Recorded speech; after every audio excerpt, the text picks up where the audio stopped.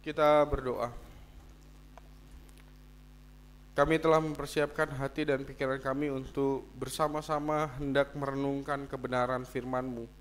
Oleh karena itu, kiranya Roh Kudus-Mu memimpin kami untuk kami dapat bukan hanya sekedar mendengarkan dengan baik, memahami dengan baik, tapi pada akhirnya dalam keseharian kehidupan kami dimampukan untuk melakukan dengan baik pula apa yang menjadi kehendak-Mu dalam kehidupan kami ini.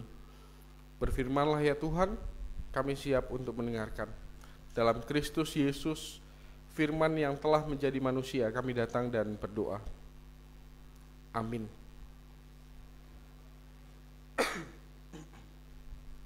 Yeremia 23 ayat 1 sampai dengan ayat 8. Janji tentang tunas Daud yang adil. Celakalah para gembala yang membiarkan kambing domba gembalaanku hilang dan terserak. Demikianlah firman Tuhan. Sebab itu, beginilah firman Tuhan, Allah Israel, terhadap para gembala yang mengembalakan bangsaku.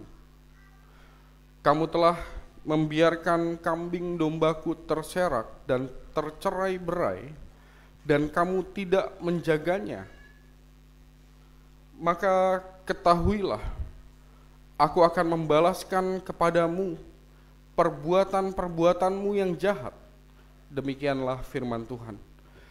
Dan aku sendiri akan mengumpulkan sisa-sisa kambing dombaku dari segala negeri kemana aku mencerai-beraikan mereka, dan aku akan membawa mereka kembali ke padang mereka. Mereka akan berkembang biak dan bertambah banyak. Aku akan mengangkat atas mereka gembala-gembala yang akan menggembalakan mereka, sehingga mereka tidak takut lagi, tidak terkejut, dan tidak hilang seekor pun. Demikianlah firman Tuhan. Sesungguhnya waktunya akan datang, demikianlah firman Tuhan, bahwa aku akan menumbuhkan tunas adil bagi Daud. Ia akan memerintah sebagai raja yang bijaksana dan akan melakukan keadilan dan kebenaran di negeri. Dalam zamannya Yehuda akan dibebaskan dan Israel akan hidup dengan tentram. Dan inilah namanya yang diberikan orang kepadanya, Tuhan, keadilan kita. Sebab itu, demikianlah firman Tuhan, sesungguhnya waktunya akan datang bahwa orang tidak lagi mengatakan, demi Tuhan yang hidup yang menuntun orang Israel keluar dari tanah Mesir, melainkan demi Tuhan yang hidup yang menuntun dan membawa pulang keturunan kaum Israel keluar dari tanah utara dan dari segala negeri kemana ia telah mencerai-beraikan mereka, maka mereka akan tinggal di tanahnya sendiri. Sampai sedemikian jauh pembacaan Alkitab kita hari ini. Yang berbahagia adalah kita sekalian yang bukan hanya sekedar membaca, merenungkan, tetapi pada akhirnya mereka yang mau melakukan apa yang menjadi kehendak Tuhan dalam keseharian kehidupan kita. Haleluya.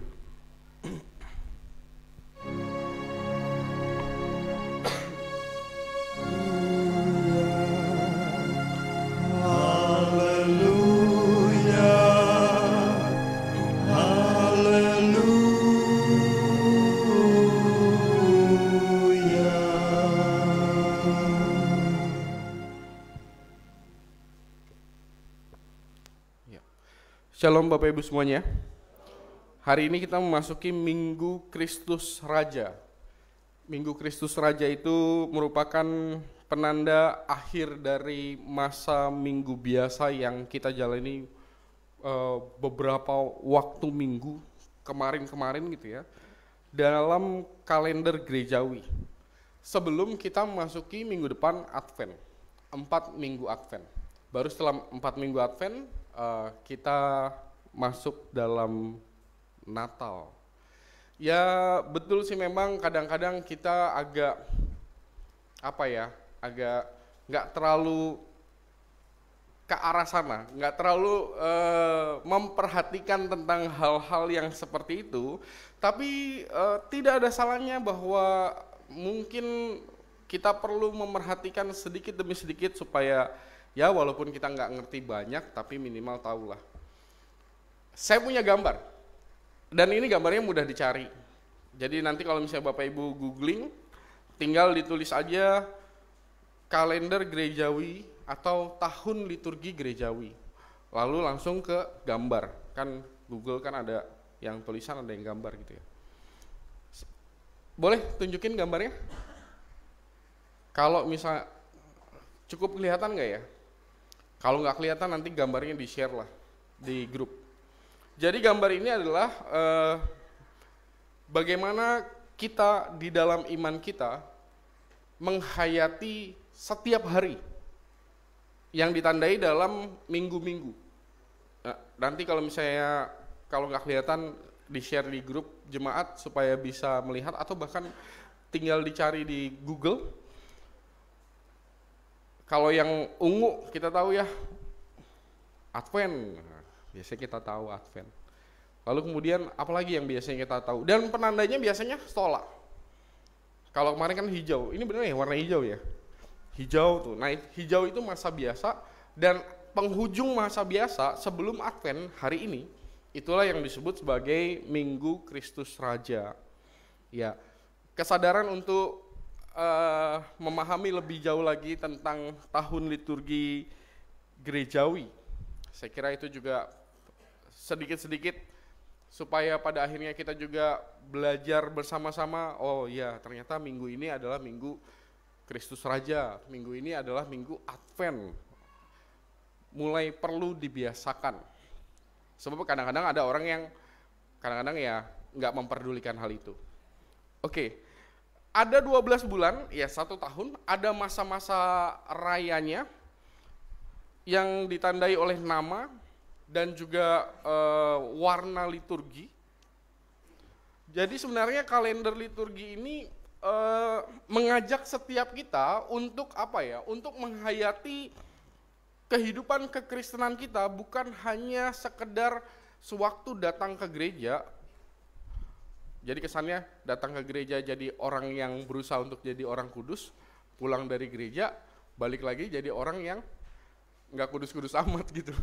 Enggak, justru sewaktu kita datang ke gereja, pulang dari gereja, ya itulah masa dimana kita menghayati karya keselamatan yang sudah Tuhan berikan di dalam Kristus.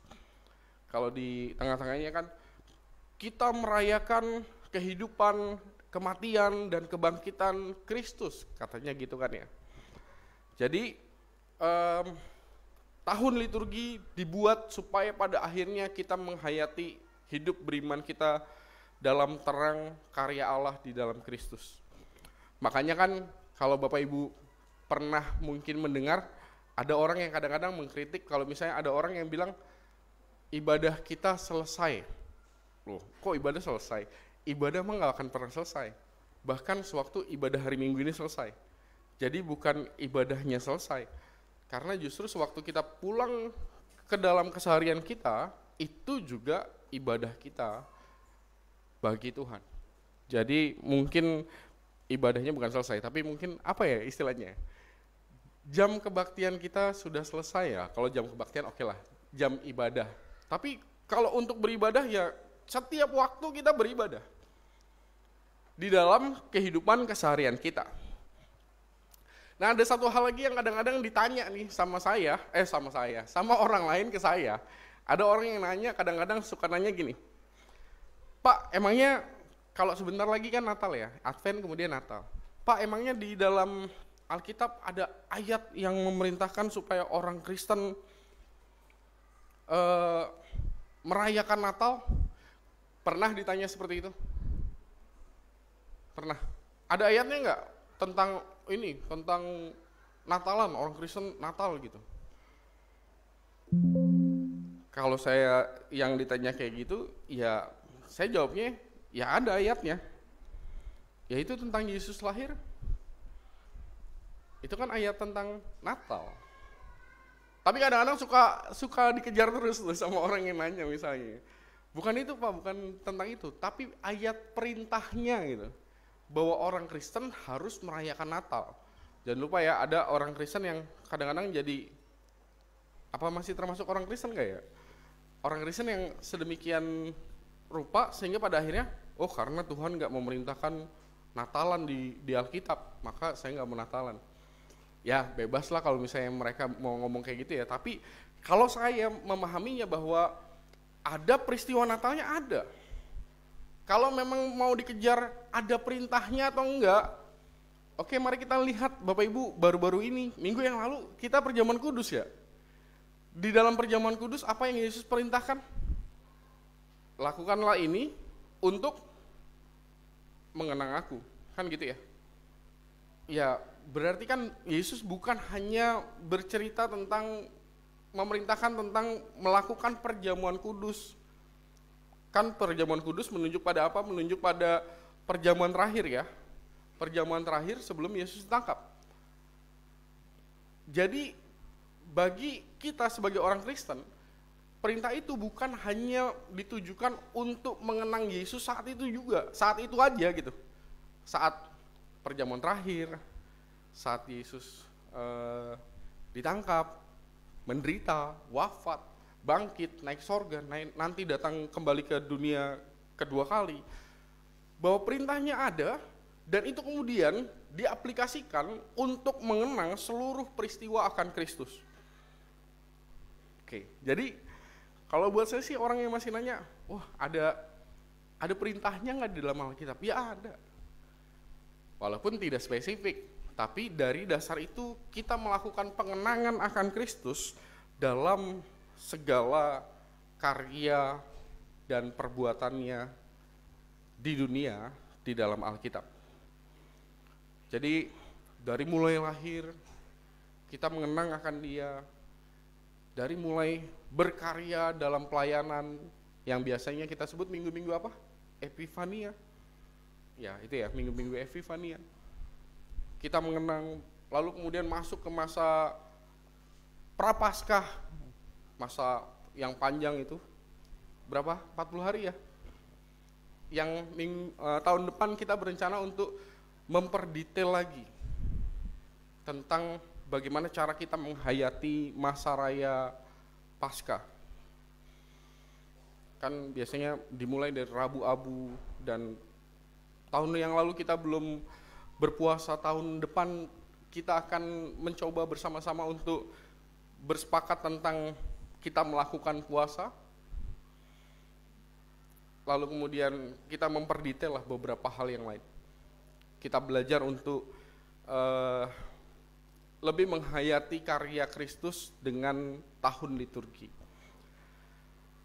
Nah, di dalam perikop kita hari ini sebenarnya juga berbicara tentang bagaimana karya Kristus di tengah-tengah dunia pada akhirnya hanya saja dalam bentuk apa? Kalau dalam perjanjian lama berarti bentuknya bukan sewaktu Kristus telah hadir atau telah inkarnasi gitu ya di dalam dunia, tapi masih dalam bentuk nubuat. Coba lihat, boleh lihat kembali ayat 5. Ayat 5 dikatakan apa? Sesungguhnya waktunya akan datang, demikianlah firman Tuhan, bahwa aku akan menumbuhkan tunas adil bagi Daud. Ia akan memerintah sebagai raja yang bijaksana dan akan melakukan keadilan dan kebenaran di negeri. Dan selalu sewaktu orang Israel mengharapkan satu pengharapan tentang Mesias, maka bagi kita sebagai orang Kristen, maka pengharapan itu menunjuk pada kehadiran Kristus, selalu begitu. Walaupun betul bahwa orang Israel pada akhirnya tidak semua menerima. Pada akhirnya orang Israel ya ada yang menerima, makanya ada orang Kristen, ada juga yang menolak, makanya ada orang yang menyalibkan Kristus gitu. Yang menyalibkan Kristus kan orang Israel juga melalui Romawi. Yang menjadi orang percaya ya orang Yahudi juga. Makanya nanti akan jadi komunitas yang baru, komunitas beriman yang baru, yaitu kekristenan, yaitu ya kita pada akhirnya. Jadi perikop kita berbicara tentang salah satu nubuat tentang kehadiran Kristus. Persoalannya adalah di dalam perikop kita yang kita temukan adalah justru Allah marah luar biasa kepada bangsa Israel pada waktu itu, bukan hanya kepada rakyatnya ya.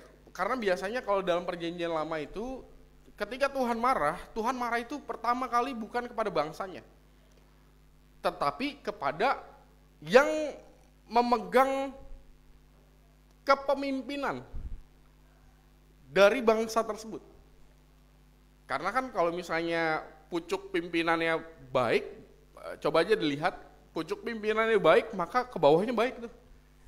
Biasanya dalam perjanjian lama digambarkan begitu. Dan pucuk pimpinan itu kan dua bagi orang Israel. Pemerintahannya raja, kalau misalnya dalam hal ibadah, imam. Gitu. Jadi pucuk pimpinannya dua, imam dan raja. Makanya salah satu gelar Yesus kan nabi, imam, raja gitu kan ya.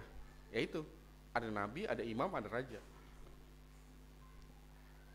Pucuk pimpinan Israel, imam dan raja. Dan Bapak Ibu boleh cek nanti kalau misalnya pulang ke rumah, lihatlah perikop-perikop sebelumnya di dalam pembacaan Alkitab kita hari ini.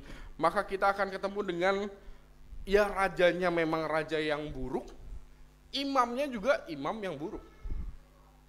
Nanti akan ketemu dengan Yeremia yang dikejar-kejar sama orang-orang Anatot gitu ya. Orang-orang Anatot itu tempatnya imam. Berarti kan imamnya bertentangan sama Yeremia. Padahal Yeremia ini nabi Tuhan gitu. Ya itulah gambaran bahwa bukan menjadi kalau bahasa tema sinodal kita bukan menjadi raja dengan hati gembala atau imam dengan hati gembala, tapi menjadi raja yang buruk mungkin karena memang nggak punya hati aja misalnya, atau memang karena hatinya sudah tertutup karena memang sudah jauh dari Tuhan. Itu yang terjadi dalam perikop kita hari ini. Sederhananya gini, sederhananya supaya Bapak Ibu mudah untuk membayangkannya. Misalnya Bapak dan Ibu di suatu siang hari, beberapa siang hari ini kan panas ya, panas banget. Makanya sorenya kadang hujan sampai malam atau bahkan siang-siangnya juga udah mulai hujan. Siang-siang panas, lalu kemudian Bapak Ibu datang ke rumah, pulang ke rumah, berharap kan jauh lebih teduh. Tapi ternyata di rumah juga panas luar biasa. Jadi nggak ada perbedaan antara di luar rumah sama di rumah. Panas juga. Ya untungnya kalau misalnya di rumah ada kipas angin, kita pasang kipas angin jadi adem. Atau bahkan pasang AC jadi jauh lebih adem. Bagus, ada perbedaannya gitu. Cuma kan kalau nggak ada bedanya, lalu ngapain kita masuk rumah? Sama nggak nyamannya. Dan ini benar-benar persoalannya bukan tentang cuaca ya, bukan tentang cuaca. Itu kan ngegambarin aja. Hanya menggambarkan bahwa kalau memang kita ngerasa nggak terlalu nyaman di luar, maka kita akan otomatis mencari tempat di mana kita nyaman. Kan otomatis selalu begitu.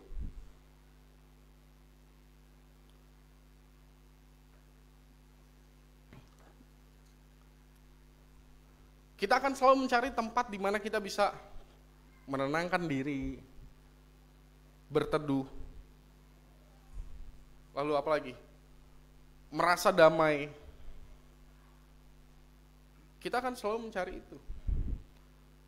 Nah persoalan di perikop kita, mereka nggak ketemu dengan itu. Kalau rajanya buruk, imamnya buruk, bangsanya buruk, kalau misalnya ada satu orang yang baik, mereka mau lari kemana? Ya paling lari langsung ke Tuhan gitu kan ya. Tapi kan mereka nggak punya istilahnya apa ya? Orang-orang yang support mereka, dekingan mereka nggak ada. Untuk tenang, sabar, ketimbang galau, ketimbang penat, ayo kita berdoa sama-sama. Nah, nggak ada tuh yang kayak gitu. Nggak ada tempat yang mereka bisa merasa teduh di sana, atau nggak ada orang sama sekali yang membuat mereka tenang, membuat mereka jadi teduh. Dan itu persoalannya yang ada di dalam perikop kita. Rajanya tidak meneduhkan, imamnya tidak menenangkan, ya udahlah kacau balau lah orang Israel pada waktu itu, sehingga Tuhan pasti marah. Berbeda sangat sewaktu gambaran di mana tunas yang adil itu, mesianik itu, Mesias itu hadir. Kalaupun Yesus ditolak nih ya, dan kemudian kita tahu bahwa Yesus mati dan kemudian bangkit, perhatikan aja, sewaktu kedatangan kedua kali, maka apa yang terjadi? Damai, tenang. Karena segala sesuatunya sudah dipatahkan, kan gitu kan ya? Segala sesuatunya sudah dipatahkan. Bacalah sesekali Wahyu gitu, misalnya Wahyu 21 lah. Saya selalu kalau misalnya ngomong tentang Wahyu, langsung menunjuk pada Wahyu 21. Karena di sana udah penegasan bahwa nggak ada lagi air mata, nggak ada lagi kesedihan. Kenapa? Karena Tuhan sudah menghalau maut. Dan kemudian gimana bahasanya? Kota Allah itu turun, hadir di tengah-tengah bumi yang baru. Dan Kristus sudah datang yang kedua kali, dan segala sesuatunya betul-betul menjadi damai. Masih ingat saya pernah bilang bahwa kalaupun orang Israel menolak Kristus, maka ya nggak apa-apa sih, orang Israel menolak Kristus nggak apa-apa. Ya hak orang kan untuk beriman atau tidak beriman. Tetapi kalau misalnya Bapak dan Ibu membaca tentang penafsiran-penafsiran rabbinik, apa pengharapan mesianik mereka, sesekali bacalah, maka kita akan ketemu bahwa nanti siapapun orangnya yang mereka bilang, oh ini Mesias bagi Israel, kan mereka masih menantikan Mesias ya bagi bangsa mereka sendiri. Bandingkan dengan apa yang dilakukan oleh Yesus, maka nggak akan jauh beda. Maksudnya sewaktu Yesus berada di tengah-tengah orang miskin, ya mereka juga mengharapkan Mesias itu hadir di tengah-tengah orang miskin. Sewaktu Yesus naik keledai ke Yerusalem, ya mereka juga tahu bahwa oh Mesias akan naik keledai masuk ke Yerusalem. Lebih repot malah mereka, kan Yerusalemnya udah hancur, gimana ceritanya penggenapan nubuatnya. Maka kalau saya sih melihatnya bahwa loh, kalau memang orang-orang Yahudi mau melihat penggenapan nubuat, gimana ceritanya? Ya berarti kan ujungnya masih panjang tuh. Orang Israel aja masih diribut-ributkan kan ya, Yerusalem. Berarti kan masih panjang. Oh Yerusalemnya dulu, orang Israelnya ada di Yerusalem, baru ada orang yang naik keledai masuk ke Yerusalem. Wah panjang. Dan pasti apa yang dilakukan Yesus itu akan dilakukan juga oleh orang tersebut. Sedangkan bagi kita, semua pengharapan mesianik, semua yang ada di dalam perjanjian lama tentang Mesias, itu sudah digenapi oleh Kristus. Kita tinggal nunggu kehadiran yang keduanya aja. Untuk betul-betul membuat damai yang sejati di bumi ini. Kalau sekarang kan kadang-kadang kita merasa damai hanya di tempat-tempat tertentu. Nah, saya mau nantang, boleh nggak ya bilangnya nantang ya? Bahasa bagusnya apa sih? Memberi pertanyaan deh, jangan bilang nantang. Saya memberi pertanyaan kepada Bapak Ibu deh. Saya mau mengajak kita merenungkannya itu hanya itu. Memberi beberapa pertanyaan ini untuk Bapak Ibu jawab dalam hati. Kita tahu tadi bahwa apa yang dicari oleh kita adalah, kalau ada dua pilihan ya, tenang atau galau. Orang cari inilah, tenang. Ini buang. Ribut atau damai. Nggak ada yang nyari ini kan? Pasti nyari ini. Semuanya lah. Semua yang baik kita akan nyari. Tenang, damai, sejahtera, aman, tentram. Apalagi? Nggak ada yang marah atau nggak ada yang emosian, segala macam yang mendamaikan. Itulah yang dicari oleh setiap kita. Persoalannya adalah, apakah Bapak dan Ibu adalah orangnya? Dapat yang saya maksud? Apakah saya, Bapak dan Ibu, adalah orangnya yang sewaktu saya atau Bapak dan Ibu dekat dengan saya, atau sebaliknya, atau Bapak dan Ibu dekat dengan orang-orang yang di sekitar Bapak dan Ibu, maka orang yang lain tahu bahwa sewaktu saya dekat dengan Bapak dan Ibu, saya merasa damai, saya merasa tenang, saya merasa nyaman, saya merasa seperti seseorang menopang saya untuk jadi lebih kuat. Jawablah pertanyaan itu. Apakah Bapak dan Ibu adalah orangnya? Apakah saya adalah orangnya? Atau jangan-jangan seseorang nggak jauh beda dengan apa yang diomelin Tuhan dalam perikop kita hari ini. Harusnya jadi, ya judul tematisnya kan raja yang berhati gembala gitu ya. Biarpun punya kedudukan tinggi tetapi meraih gitu kan ya, hati gembala kan mencari yang hilang, kayak perumpamaan 100 ekor hilang satu, gembalanya nyariin gitu, harus ninggalin 99 ekor, perumpamaan Yesus. Apakah kita adalah orangnya? Atau jangan-jangan kita pun orang yang untuk didekati orang lain aja kita ngerasa berat banget, karena jadi nggak tenang, jadi ribet segala sesuatunya, jadi nggak damai. Bapak dan Ibu cobalah cek pengalaman Bapak dan Ibu, kenapa Bapak dan Ibu menikah dengan, ya kalau Bapak menikah dengan Ibu sekarang, kalau Ibu menikah dengan Bapak sekarang, hari ini, dulu, alasannya kenapa?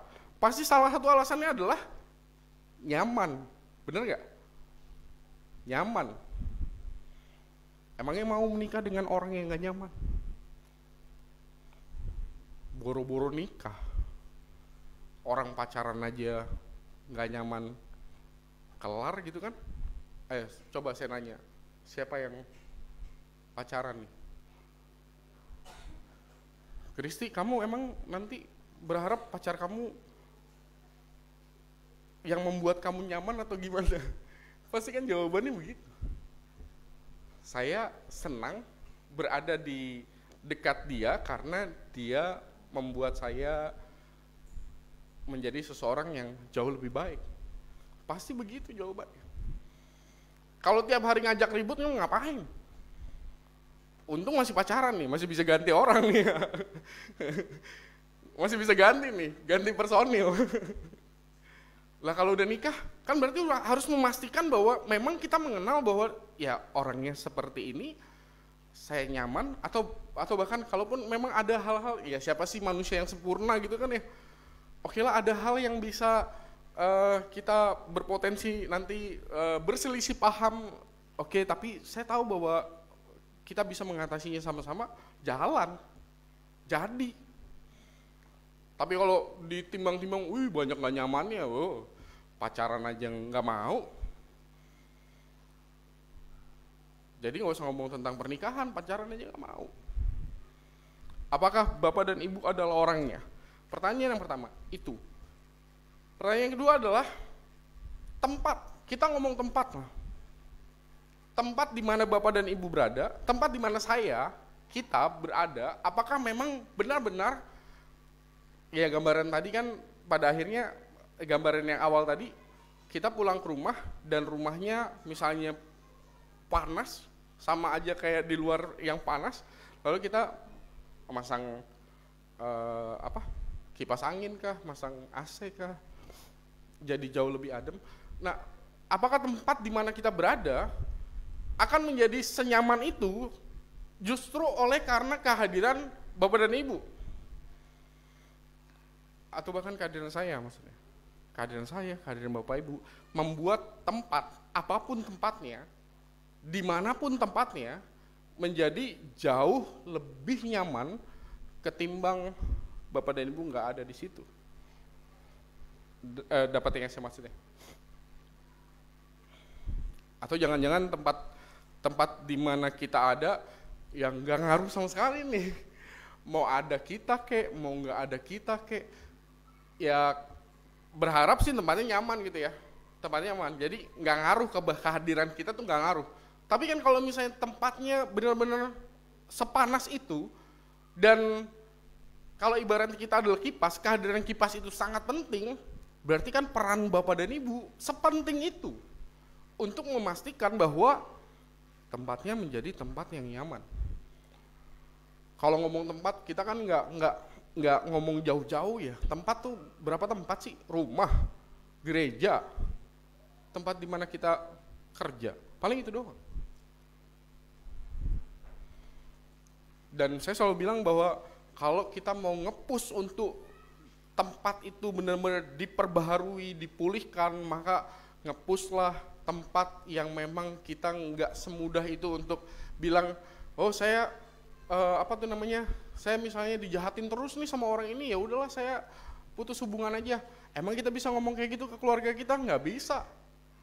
Emang kita bisa ngomong kayak gitu di tempat kebersamaan kita sebagai keluarga jemaat? Bisa, tapi kan berat. Karena kita kan bertumbuh bersama.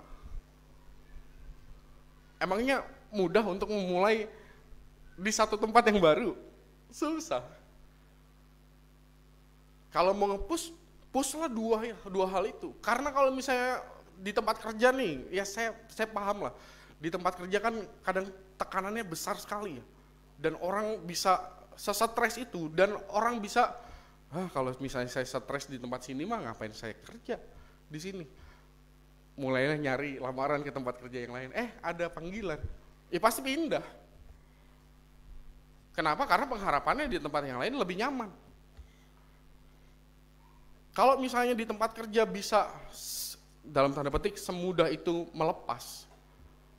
Emangnya kita mau semudah itu melepas waktu kita ngomong tentang kebersamaan sebagai keluarga jemaat, sebagai keluarga di rumah?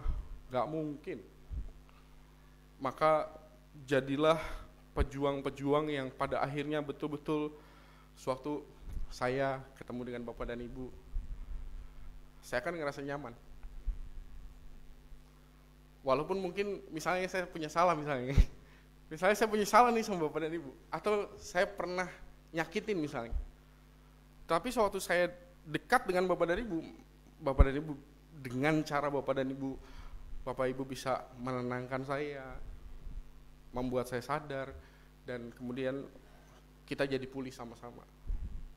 Jadi yang mungkin awalnya nggak nyaman, tapi justru karena apa yang dilakukan oleh Bapak dan Ibu, segala sesuatunya dipulihkan. Semoga kita betul-betul menjadi orang yang seperti itu di dalam keseharian kehidupan kita. Tuhan menolong, Tuhan memberkati, amin.